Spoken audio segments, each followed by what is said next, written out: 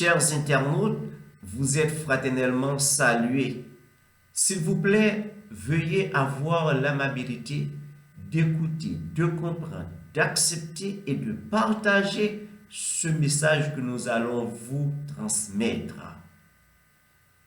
Nous voulons l'introduire par une question qui était posée en Acte 16:30. Cette question était posée par le geôlier à Paul et Silas. Avant, je dois vous expliquer le contexte situationnel de cette question. Il y avait une démoniaque qui rapportait beaucoup d'argent à son maître. Mais elle a vu Paul et Silas. Pendant plusieurs jours, elle marchait derrière eux en disant, ces hommes sont les serviteurs de Dieu qui annoncent la voie du salut. Comme elle faisait cela pendant plusieurs jours, Paul se sentait importuné et il se tourna la tête en disant à l'esprit impur, je t'ordonne au nom de Jésus de sortir d'elle. Au même moment, l'esprit impur sortit de la femme. Le maître de la servante, à qui elle rapportait beaucoup d'argent, était dérangé, énervé. Pour apaiser sa colère, il a dû procéder à l'arrestation de Paul et Silas. Il les emmenait devant les autorités. En arrivant, on les battait sévèrement et après, on les jetait en prison. Vers le milieu de la nuit, Paul et Silas priaient et chantaient. Tout à coup, il y eut un terrible tremblement de terre qui secoua tous les fondements de la prison et les portes s'ouvrirent d'elles-mêmes. Le geôlier qui dormait, en se réveillant, il a pu remarquer que les portes étaient ouvertes. Il a pris son épée pour aller se suicider.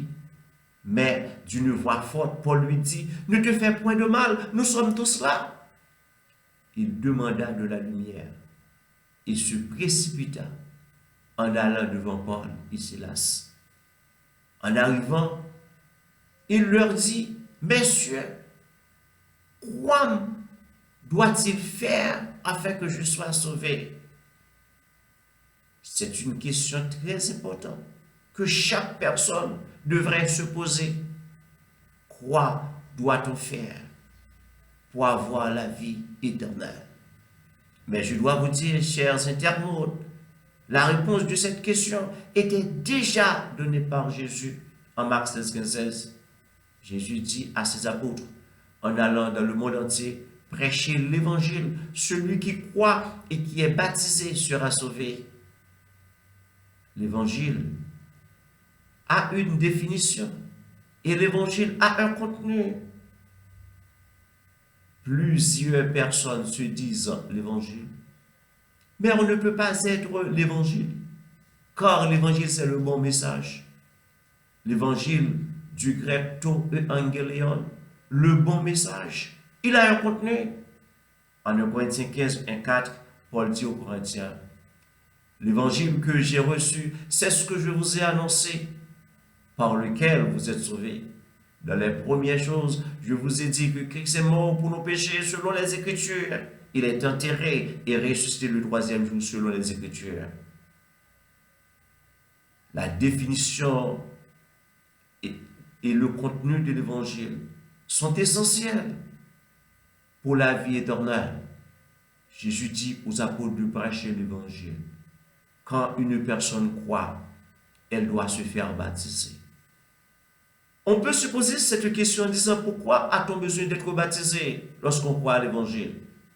Oui, on doit être baptisé. Car le baptême fait deux choses pour le baptisé. d'après Acte 2, 38. Pierre dit à ses auditeurs, changez de pensée et que chacun de vous soit baptisé au nom de Jésus-Christ pour le pardon de vos péchés. Et vous recevez le don de cet esprit. À travers le baptême, le baptisé trouve le pardon de ses péchés et il obtient le Saint-Esprit de Dieu dans son cœur. Dans tout le Nouveau Testament, la croyance à l'Évangile et le baptême vont toujours de pair. Nous avons plusieurs exemples. En Acte 2, 22 à 41, Pierre a prêché l'Évangile pour la première fois. 3000 personnes étaient persuadées et elles se firent baptiser dans le même jour. Acte 8, 9, 13, un magicien crut et il se fit baptiser dans le même jour. Acte 9, 18, 22, Saul de Tarse, qui fut un persécuteur de l'Église, en rencontrant Ananias, il se fit baptiser dans le même jour. Acte 10, 47, Corneille était baptisé le jour même où Pierre allait chez lui. Acte 16, 13, 15, Lydie était baptisée le même jour où elle a été prêchée par Paul. Si on prend Acte 16, 30, l'histoire dont nous sommes en train de parler, l'histoire du geôlier, eh bien, en réponse, Paul lui dit d'accepter Jésus-Christ, d'accepter que Jésus était mort, enterré et ressuscité. En ce jour-là, il se fait baptiser.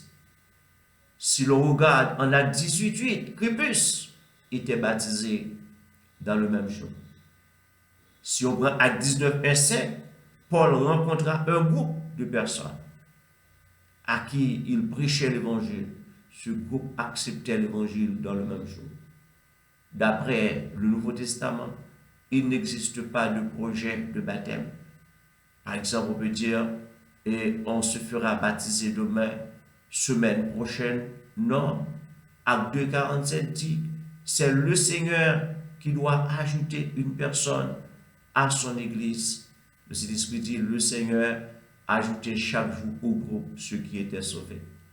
On peut se poser cette question, mais comment Dieu ajoute déjà à son Église? Ni le baptisé, ni le baptiseur ignoraient toujours le jour du baptême.